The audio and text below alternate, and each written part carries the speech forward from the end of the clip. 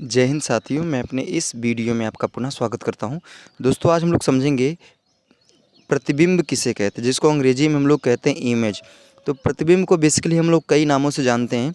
प्रतिबिंब को हम लोग दूसरा रूप भी कहते हैं, इसको हम लोग छाया भी कहते हैं, परछाई भी कहते हैं, इसी को हम लोग चित्र भी कहते हैं। मतलब कई नामों से जाना जाता है। उसी तरह अगर बात करें इमेज की, तो इमेज को भी हम लोग कई नामों से जान सकते हैं। इमेज को ही हम लोग डुप्लिकेट कहते हैं, टू कॉपी कहते हैं, फ़ोटो कॉपी कहते हैं, ज़ेरॉक्स कहते हैं, शैडो कहते हैं। मतलब इसको भी हम लोग कई नामों से जानते हैं। तो चलिए आइए हम लोग प्रतिबिंब की परिभाषा को समझने का प्रयास करते हैं। तो देखिए, प्रतिबिंब जो होता है ये बेसिकली दो शब्दों से बना है। प्रति धन बिंब बराबर होता है प्रतिबिंब। ठीक है। तो अगर हम बात करें प्रतीक अर्थ क्या है, तो प्रतीक अर्थ होता है दूसरा रूप, या इसी को आप कह सकते हैं डुप्लीकेट। और बिंब का अर्थ होता है वस्तु। बिंब का अर्थ होता है वस्तु।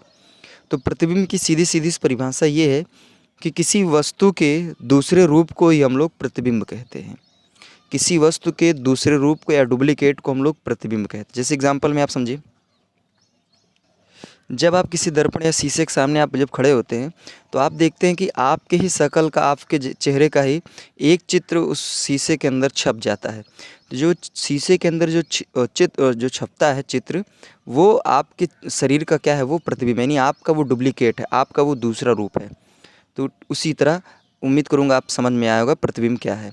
तो जब हम किसी दर्पण या शीशे के सामने खड़े होते हैं, तो जैसे मतलब हमारी तरह हूबहू एक चित्र उस दर्पण के अंदर बनता है। तो दर्पण के अंदर जो चित्र बनता है वो ही प्रतिबिंब है। तो उम्मीद करूँगा दोस्तों यहाँ तक बातें समझ में आ गई होगी। अब बात करते हैं प्रतिबिंब के प्रकार की। तो प्रतिबिंब बेसिकली दो प्रकार का होता है। एक होता है वास्तविक प्रतिबिंब और दूसरा होता है आभासी प्रतिबिंब। तो देखिए, वास्तविक प्रतिबिंब किसे कहते हैं? ऐसा प्रतिबिंब जिसको हम लोग पर्दे पे प्राप्त कर सकते हैं, यानी जिसको हम लोग स्क्रीन पर प्राप्त कर सकते हैं। इन ऐसे प्रतिबिंबों को हम लोग कहते हैं वास्तविक प्रतिबिंब। जैसे एग्जांपल की बात करें, तो आप लोग ये जो भी मोबाइल में इसके जैसे भी मान लीजिए सपोज़ दैट ये मेरा हाथ आप देख रहे हैं अपने फ़ोन में, तो एक्चुअली मैं कहीं और हूँ।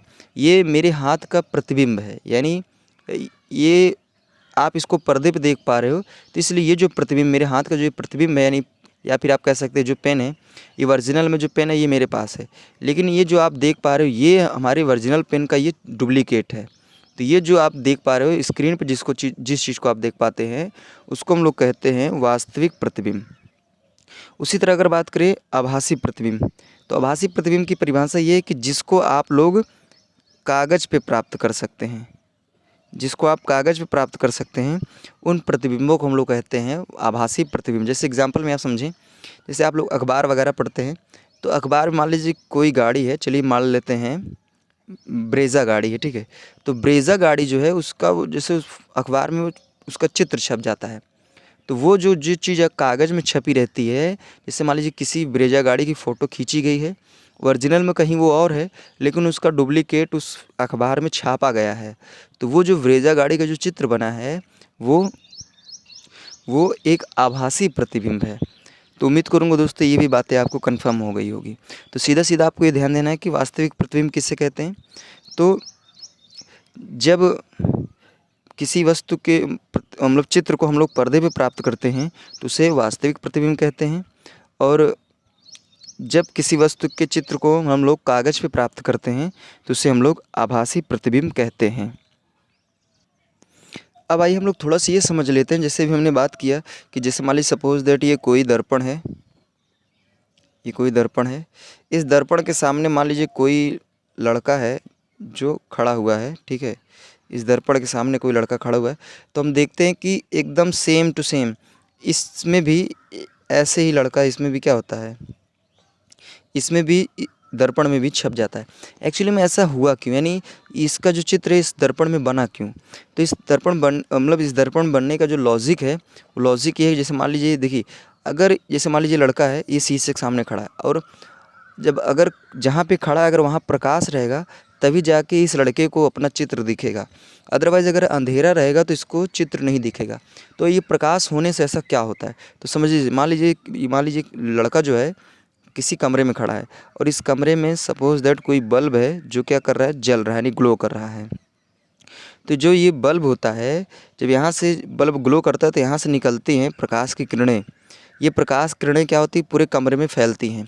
तो ये प्रकाश किरणें, कुछ किरणें आती हैं, इस लड़के से टकराती हैं। तो इस लड़के से टकराने के बाद इसकी फ़ोटो मतलब खींचते हुए जब यहाँ से टकराते हैं तो परावर्तन के बाद कुछ किरणें इस दर्पण के अंदर प्रवेश करती हैं। तो दर्पण के अंदर जैसे ही प्रवेश करती हैं तो ये प्रकाश किरणें इस लड़के की पूरी फ़ोटो खींचकर ले जाके इस आईने या दर्पण में जाके छाप देती हैं।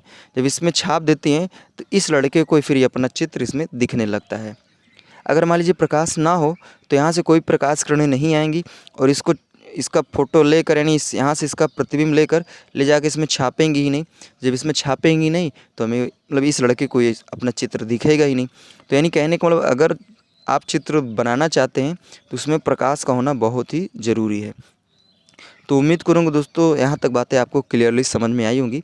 आज के इस वीडियो में मैंने समझने का प्रयास किया कि दर्पण क्या है, प्रतिबिंब क्या है, प्रतिबिंब की परिभाषा क्या है और प्रतिबिंब कितने प्रकार के होते हैं, सारा कुछ हमने समझने का प्रयास किया। तो दोस्तों अब दीजिए इजाज़त, इसी तरह मिलेंगे अगली वीडियो में। तब तक के लिए जय हिंद, वंदे मातरम।